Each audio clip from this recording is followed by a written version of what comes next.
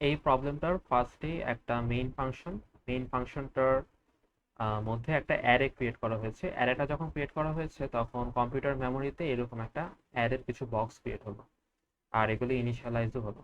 আমাদের কোশ্চেনে ফার্স্টেই বলে দিয়েছে যে অ্যারেটার বেস অ্যাড্রেস হলো 648,990।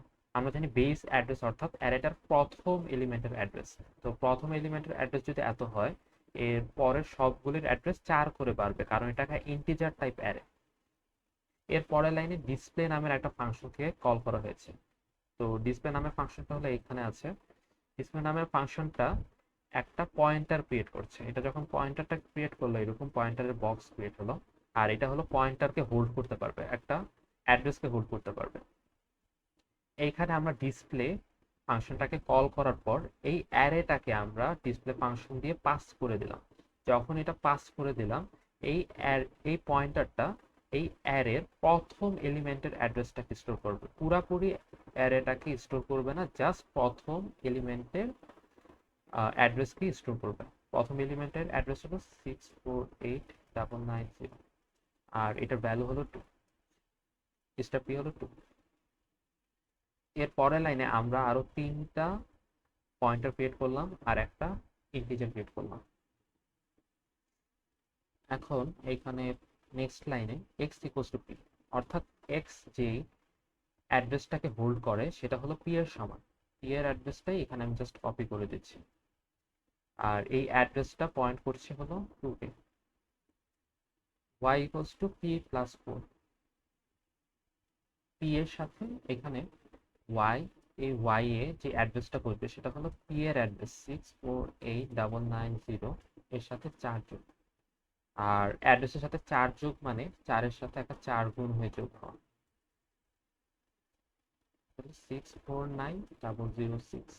এখানে 649,006 অ্যাড হবে। আর এইখানে আছে 8।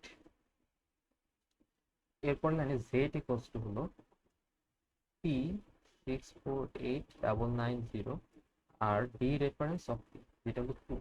2 অ্যাড হচ্ছে, 2 অ্যাড হওয়া মানেও 24। তাহলে এটা হবে 648,990, 648,990, যেটার অ্যাড্রেস হলো 5, এটার ভ্যালু হলো 5।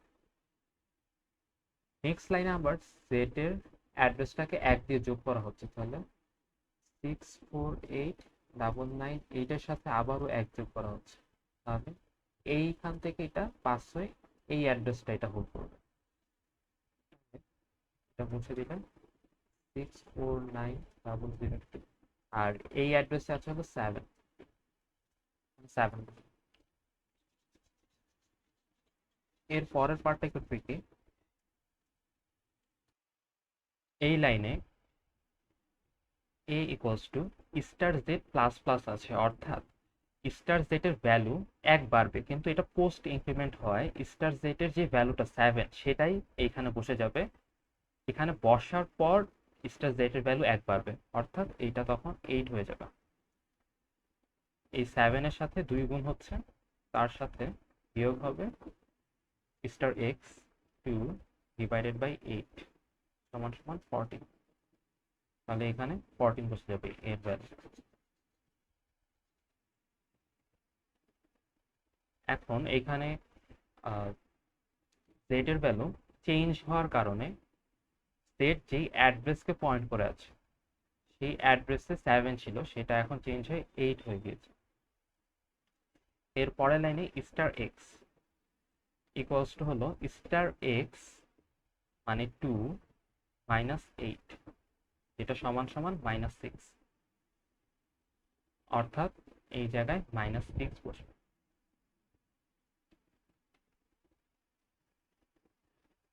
আর এটা যেই অ্যাড্রেসে আছে সেই অ্যাড্রেসটা চেঞ্জ হয়ে -6 হয়ে যাবে, সেই অ্যাড্রেসের ভ্যালুটা -6 হয়ে যাবে। সেম ভাবে পিউ এই অ্যাড্রেসটাকেই পয়েন্ট করে আছে, তাই এইটারও ভ্যালুটা চেঞ্জ হয়ে -6 হয়ে যাবে। এর পরের লাইনে আমরা হলো স্টার এক্স স্টার ওয়াই আর এ কে প্রিন্ট করছি, -6, 8, আর এ হলো 14। P equals to P plus 8।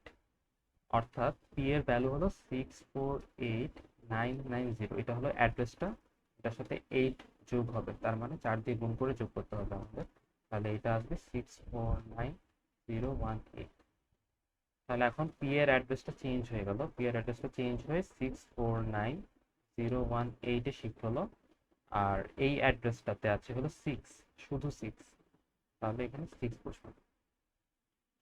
6 বসার পর আমরা এখানে স্টার পি এর ভ্যালুটা এ অ্যাসাইন করছি, এ হলো 14, তাহলে স্টার পি 14 হবে, তাহলে এখানে 14 বসতে হবে। এখানে যেহেতু 14 বসবে, এই অ্যাড্রেসটাতে 6 ছিল, এটা চেঞ্জ হয়ে এখন 14 হয়ে গেছে, তাহলে অ্যারেটার যে চেঞ্জগুলি সেগুলো হলো -6 হবে এখানে, এখানে হবে 8, আর এখানে হবে 14।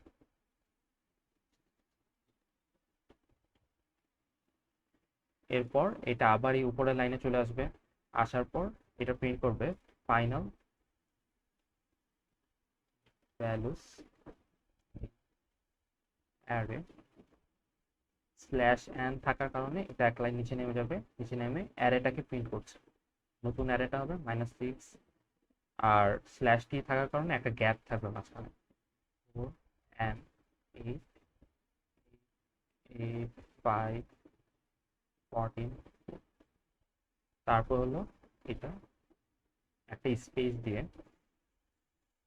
from